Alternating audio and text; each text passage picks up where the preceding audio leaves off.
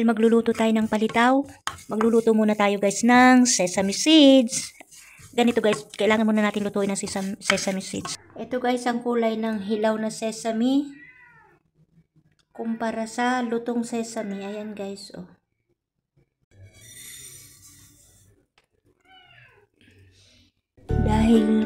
Dahil pagkain lang naman namin or merienda, hindi na natin kailangang takalin. Tatansyahin lang natin guys yung pinaka flour, konti lang.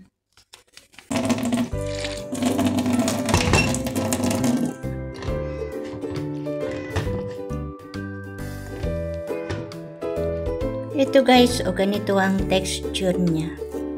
Malambot siya.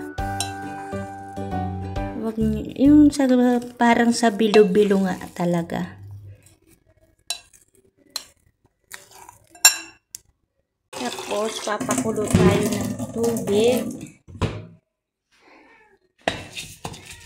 Pakuluin natin yan. Ayan guys, naka-ready ang ating sesame at ang ating coconut, shredded coconut. Ito guys, lalagyan natin ng asukal.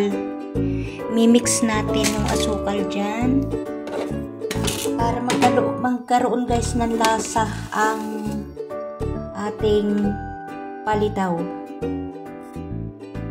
Teaspoon guys, mga 2 teaspoon pwede na. I-mix nyo yan guys dyan.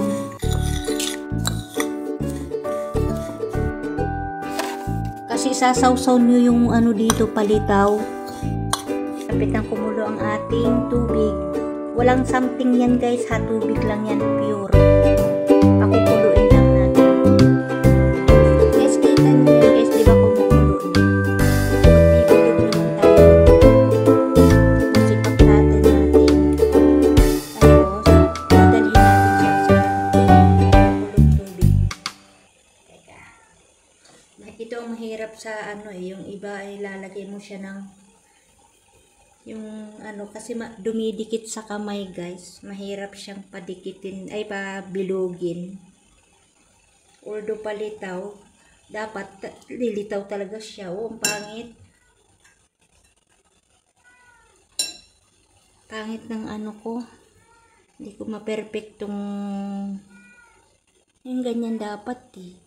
Ganito siya guys, oh, tapos ihuhulog mo siya, ganyan dapat ang palitaw o ganyan ang tsura. Tapos ihuhulog mo siya sa loob ng kumukulong tubig para paglitaw, luto na yan pag lumitaw. Itong una kong ginawa, bad. Pero okay lang yan. Yung mahirap dito yung pagpapakulo nito. Ito, luto na to. Hindi lang bilog. Kasi umangat na siya sa tubig. Tapos, ganito ang gagawin natin guys. Oh, teka lang ha. Pagkatapos guys, dyan. Isasawsaw natin yan siya dyan. Tapos, pagkasawsaw natin, ay namali ako guys ng sawsaw, dapat pala dito muna. Pero okay lang yan. Namali ako ng sawsaw na una guys. Itong una kong kakainin. Yan guys, dito dapat muna sasawsaw mo yan dyan. Tapos dito sa sesame na may asukal. Tapos, waiting na siya sa mga kasamahan dyan. And guys, may merienda na kami ng alaga ko. Kasi fasting siya, may merienda na kami.